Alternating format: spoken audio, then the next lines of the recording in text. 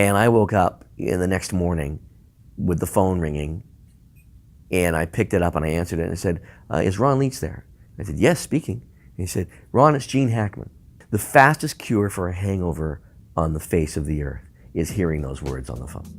I'm Ron Leach, and I am a casting director, writer, director, producer, and acting teacher.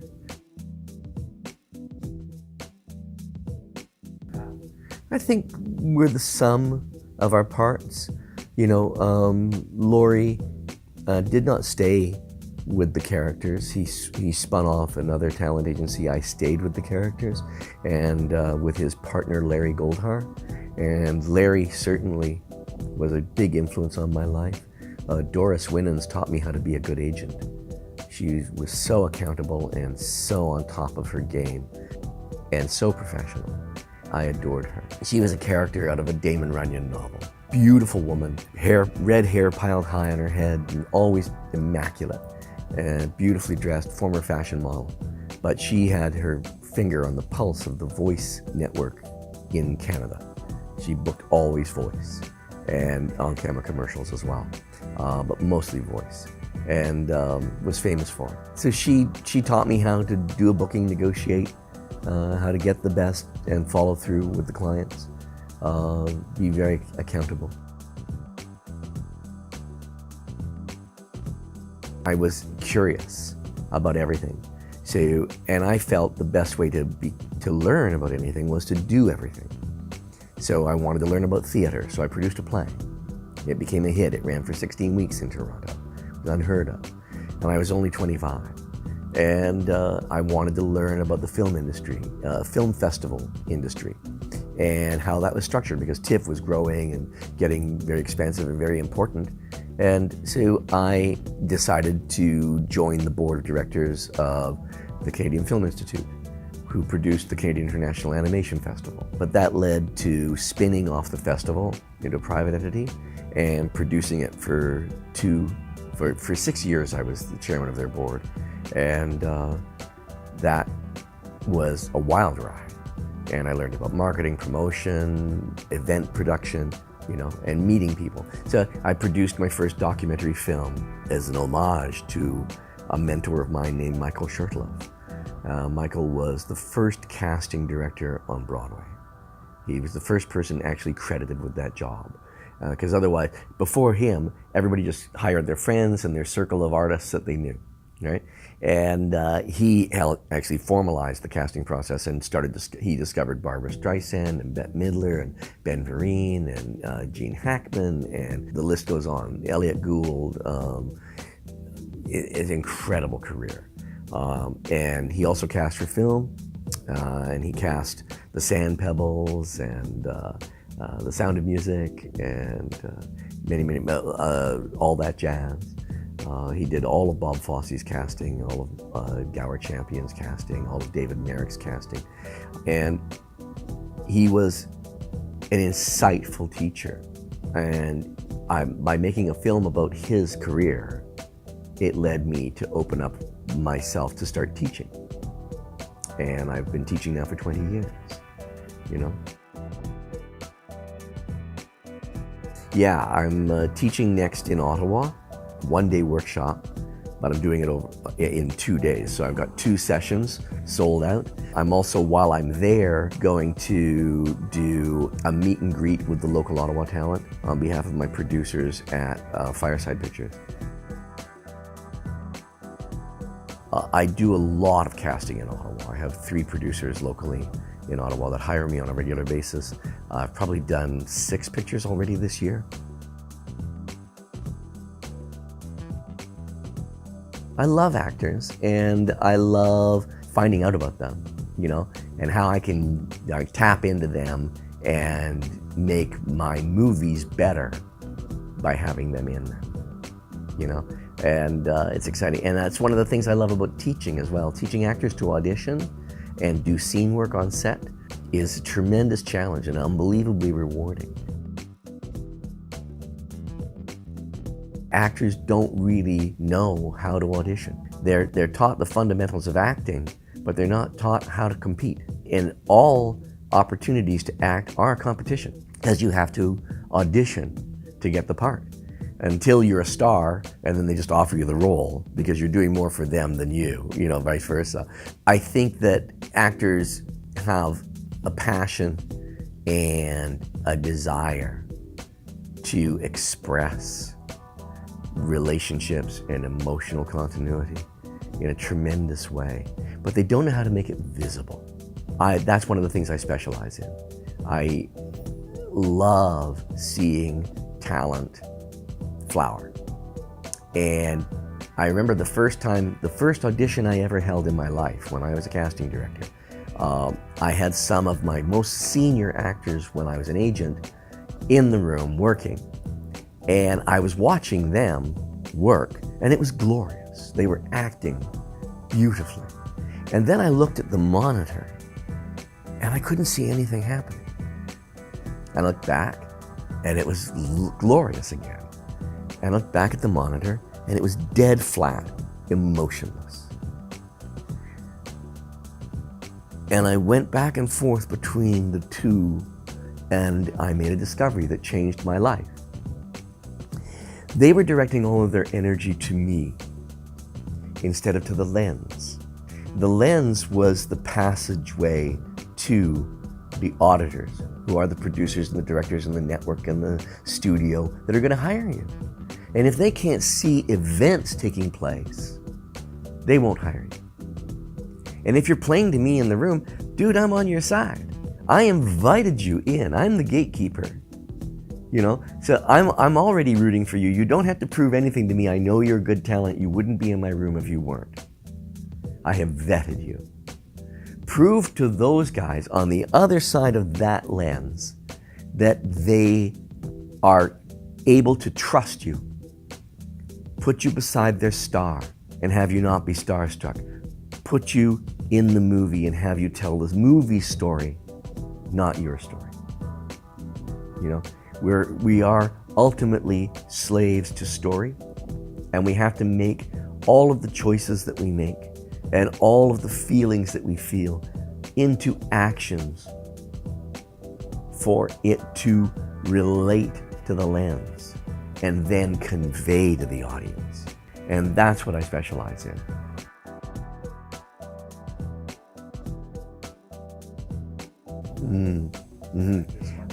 Yeah, auditioning is scary, and a lot of people tense up when they come to an audition, and they don't allow themselves enough time to decompress in the space where the audition is held before they come into the room and are confronted with the camera that's going to record them. And often what I do is I try to create a happy space. I give actors access to the full screenplay as well as their scenes that they're going to audition with, so they can read the overall arc of the picture and get the tone of the movie, and then make their choices and get off book and come in prepared, having made choices. So actors can come into the room and they don't see an unhappy face behind the desk. They see me smiling when they walk into the room. I often get up and cross the floor to shake their hand and welcome them and make them feel at home.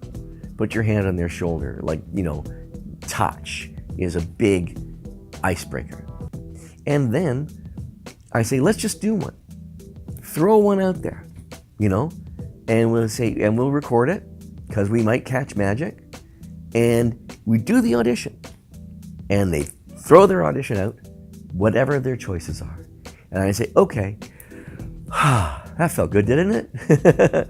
We're not done. Let's go back to the beginning and start again.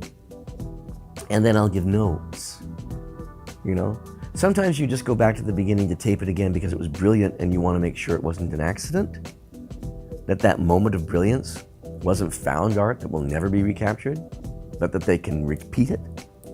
And sometimes it's because they made one choice that was wrong, or one transaction in relationship to camera. Like, I've put myself on a slight angle to this camera, and this, from this shoulder to this shoulder, creates depth of field in a video environment. Turning my head towards you creates a triangle from my chin to my two shoulders, which is balance in the frame. which makes me stable and still. Now I can look anywhere and the camera can see what I see. So if I create multiple characters to play to in the scene, the camera can see me, hear them when they talk, and I react to the sound of their voice. You know, there's a simple exercise I do in class, and it's a line of dialogue, and it is, how you doing? So most actors will stare into another actor's eyes and say, how are you feeling? And I always ask, where is the love in that relationship? Or what are you fighting for in asking that question? So if I look at someone and I say, how are you feeling? It's inert, right? If I look at you and I say, how are you feeling? And I look at your heart. The camera sees me look at your heart. That's relationship. If I take the same line of dialogue and I say, how are you feeling? I'm taking it downtown, right? And that's a totally different intention. That implies a different goal, right? And those are such simple things to do and actors leave this blocking or choreography out of performance. And it denudes the performance. It makes it less active, less kinetic for camera. You know, I loved listening to Steven Spielberg talking to a class, I think at UCLA, and he said, whatever you do, let me see the eyes. He said, because the eyes tell me who you're talking to, how many voices are talking. And he was describing my method in a nutshell. You know, it's not just blocking geometrically. It is, because that's how the foundations of recognition for you're one character, you're another character, you're another character over there, you know, that establishes where all the reverse angles for the cameras are. Because I know if I'm talking to you, there's a camera over your shoulder looking back at me. There's a camera over my shoulder going to be looking back at you. So we're not crossing the axis, you know? And then someone else speaks. That's another camera looking back at me the minute I recognize them. And when I say to actors, this is your camera that you're talking to, not just the character. Their ego protects them and makes them recognize that. Oh, then I have to look there, right? But what happens that evolves with that, then who are you talking to? What is your relationship with them? Is it a loving relationship? Are you guarded? Is it defensive? All the fundamentals of Scene Study 101, who, which is relationship, kick in. And so this is just the kinetics of cameras, you know?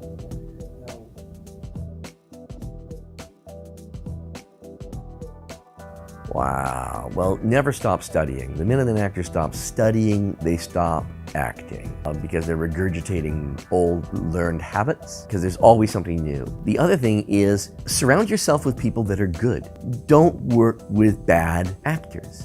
I used to have, when I was a talent agent, I used to have a sign above my desk and it said, "Thou shalt not take part in bad scenes." And, but it was true advice. I wanted people to do well. And you can't do well opposite a bad actor. It's like when you're self-taping an audition and you use your great aunt to run lines with you and she's got a stutter. It's like, no, it's wrong. You know actors, invite them to help you.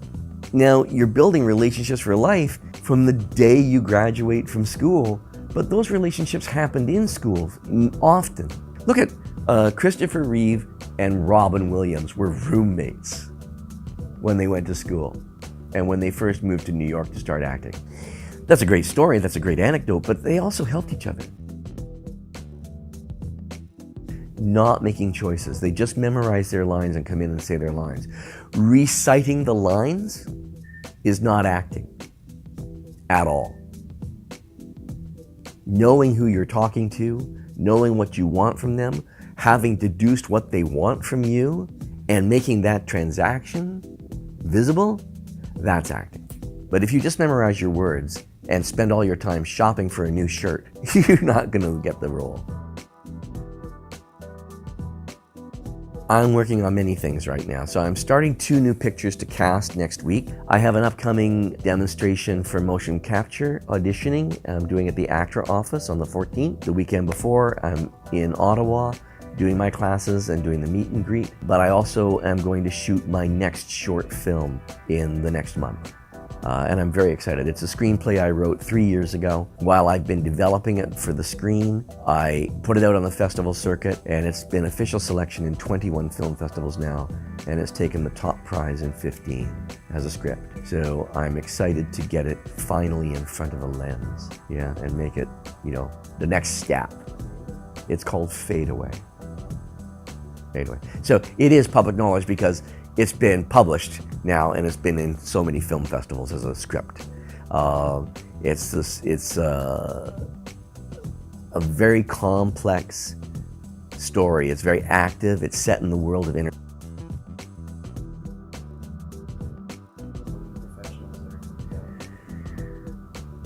Make your bed the first thing you do in the morning. Accomplish something before anybody else. When I was a talent agent, I would get up every morning, and then I would go to the Courtyard Cafe, where 5 days a week I had a breakfast meeting with someone I didn't know. And it was fascinating because there was, you know, Wayne Clarkson at the next table and Robert Lantos at the table beside me, and, you know, Dusty Cole had a table, all the, you know, founder of the film festival, and all these movers and shakers, and I was that guy. And I was the only talent agent who did this. But I would call up complete strangers and invite them to breakfast at the Courtyard Cafe. And it was a routine. And I built relationships upon relationships upon relationships, you know? And it became if you don't know someone in this business, find a way to meet them, you know? The fastest path for me, and I could afford to do that, was invite them to lunch or invite them to breakfast.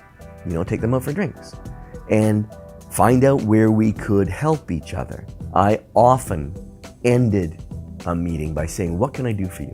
That opened up business opportunities. One of your jobs is to be on top of your craft.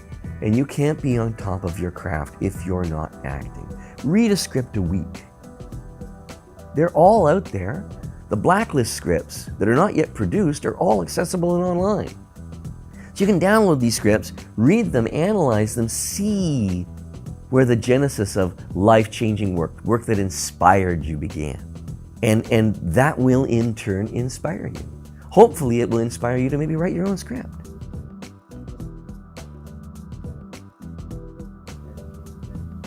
I have, yeah.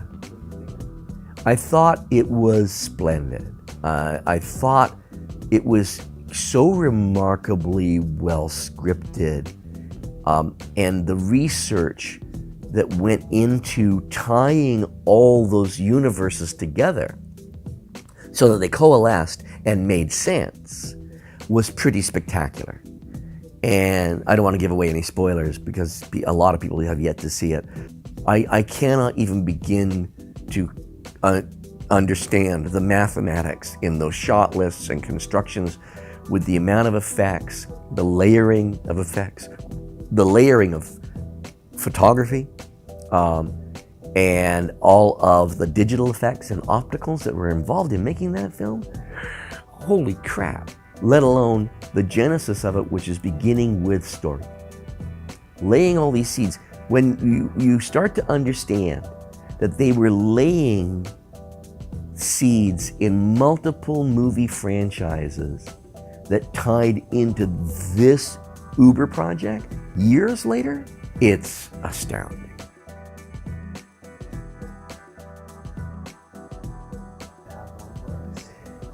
So when I was making my first documentary feature on Michael Shurtleff, one of the people that I got to interview was Gene Hackman. So we're filming our first day, and I was getting all these messages from other people that we were supposed to interview that we were not going to be able to be interviewed the next day. And I was having a panic attack. So, and they were, by the way, Barbara Streisand, Bette Midler, Mike Nichols, Ben Vereen, Gwen Verdon. Like, hello, I can't lose these people. I confirmed with everybody else that they wouldn't mind if I pushed to the next day. So we wrapped our day and we all went out. We weren't working the next day, so we all got a little drunk. And I woke up in the next morning with the phone ringing, and I picked it up and I answered it and I said, is Ron Leach there? I said, yes, speaking. And he said, Ron, it's Gene Hackman. And I levitated out of bed. The fastest cure for a hangover on the face of the earth is hearing those words on the phone. And he said, Ron, I wondered if you could film me today because I have to fly out tonight to New York and I won't be available to film the following day. And I'm like, oh my God. Like, I've released my crew. I've released my location. I don't have permits for filming. I don't have anything. I don't have the money. So I pulled together over the course of the morning. I raised $3,500 US to pay for filming. I got my permits for an additional day of filming, and I crewed up for a day of filming. So we pulled it all together. Gene Hackman rolls up in his limousine. He gets out. He was the most charming, gracious, generous man on the planet. And we filmed. And we did his interview. And at the end of the interview, I said, that's a wrap, everybody. Let's have a round of applause for Gene Hackman. And Gene looks up and he goes, did you do all this for me? And I went, no, I did this for me.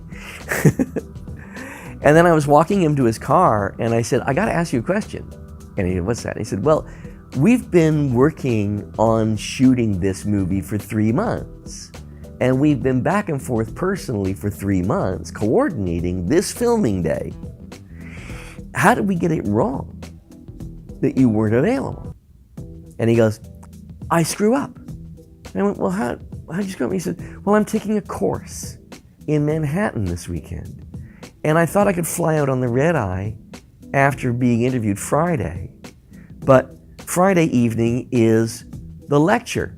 And I'm going to miss all the guideposts if I don't get there. And I went, you're taking a class? This is a man with an Academy Award, a Drama Desk Award, a Tony Award, a Golden Globe, an Emmy. He had every piece of iron on his shelf that you could imagine. And he's taking a class. And he goes, yeah, I'm really excited about it. This new teacher in Manhattan, he's got some really neat ideas I want to explore. That's an actor. That's an actor. Because it's always another horizon.